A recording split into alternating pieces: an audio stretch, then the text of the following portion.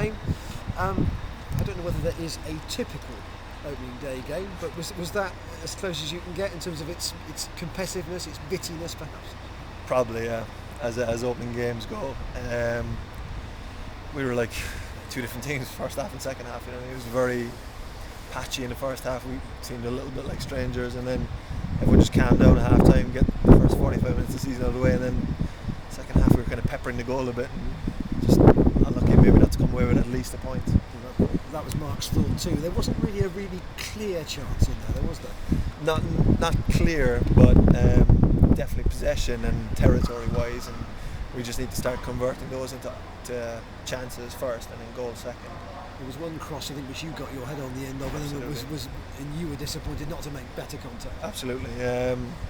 Again, look, it'll come with timing, it'll come with match practice, but I hope to get a few of those at least on target anyway. Start hitting the target, we build from that then.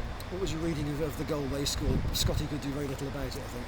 Yeah, it was, as I said, it was a very frantic first half, and they've had a little, we've played a square ball, it's got cut out and it's kind of come to the edge of the box, and from what I remember, one of the centre midfielders took a shot, hit the inside of my foot, went across the goal straight to Montrose, and he's hit it through Steve's legs into Brown. It was just a really hard angle to get to, so he was never going to get there, but it was just, I suppose, summed up the first half. It was really frantic, and it was really bitty.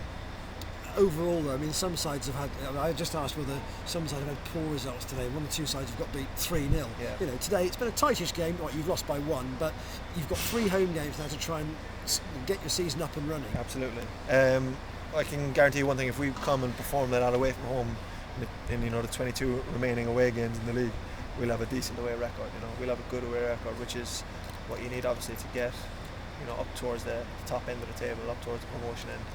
So if we come to places like Gillingham and put in decent performance over the majority of the game, as opposed to just half an hour in the second half, we'll be okay.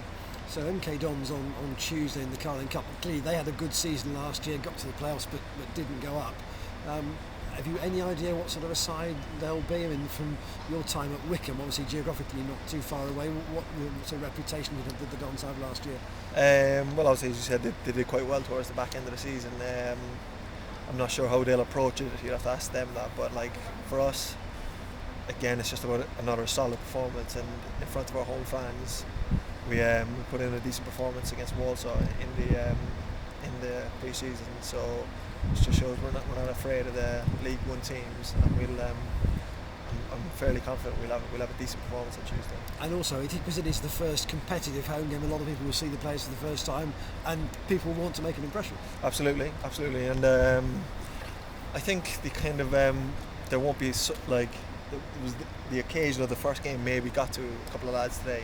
Maybe the occasion was played as opposed to the game for the first half. So I think once we calm down now, we're in our stride, and just get into the game on Tuesday. And the lads are already talking about it, which is a great sign.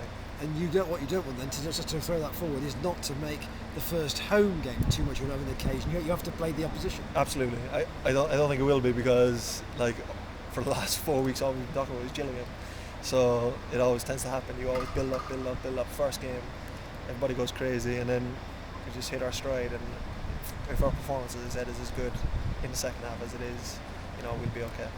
Grand. Thank you. Alan, what was it was like playing against Kedwell? He's a big, strong lad, isn't he? Yeah, he is. Yeah. He's put himself about. I was just saying to Jeff there, it was kind of strange some of the decisions that were given against Jimmy. Kedwell maybe did the same things, but we weren't getting the same decisions. Just found it a bit frustrating, Yeah. As captain, Jimmy was obviously he's a wholehearted player, but at times, the crowd were getting on his back. Did you at any time think you might have to have a word with him just to say, don't do anything silly? Or? I had a little chat with him at half time. Yeah, he sat beside me at half time, so just said to him to keep his head. He said he was getting frustrated, which was understandable the way he was being treated. Absolutely wholehearted player, and I wouldn't want him to take 1 foot 1 inch less from him, because that's what we want, and he'll do very well for us. He's only 19, but he can handle himself, can't he? He's not a shrinking violet. Absolutely. He's a big boy, you know what I mean? He's well built, and he'll, as I said, he'll do okay. Yeah, and like you said, that you got used to playing each other in with each other in a competitive game now? Do you think you benefit from just 90 minutes of playing as a team in a competitive environment? Yeah, 100%. Yeah. I'm just going to repeat myself now, but the first half I think was just a pure occasion and pure frantic, and we just seemed like a little bit like strangers. And then everybody calmed down in the second half, from territory possession wise, maybe not clear cut chances wise, but we had the upper hand, you know. And as I said, if we come away for the next 23 away games and we put in performance to that, we'll be okay. Yeah. Because Scott Brown, he made one good save towards the end down to his left, but really not a busy man throughout the afternoon, was he? Not really, no. He made one save down here as well that wasn't given as a corner. He got a good hand to it. He made a great save, to be fair, because the player was running at me and I was trying to close down the angle, but he's put it behind me, and sometimes keepers can be offsided by that, you know. They'll see it a bit later, and he's done very well. He's an excellent shot stopper, and his starting positions today were excellent as well, sweeping up, so he can be very happy with his performance. Yeah, and the goal came from a loose pass and it ended up with a good finish, but in between it was a bit of a freak sort of occurrence of the way the ball got to Montrose, wasn't it? So there's not a lot you could have probably done about that once. Not a lot. That's what I was saying. Actually, I was thinking about it afterwards. The initial shot was probably going wide, but I reacted, stuck out my foot, hit the inside of my foot, and it's gone backwards, which was, as I said, it's a bit freakish occurrence. It's gone to Montrose. It could have gone anywhere. It's gone to Montrose, and then he shot through Stevie's legs, and then it's just one of those things that it just summed up the first half. Really, it was just frantic. Yeah, but hopefully plenty more better days to come, and like I said, you've got 22 away games still to go, and there's some encouraging signs on that. Absolutely, yeah. Cheers, Alan.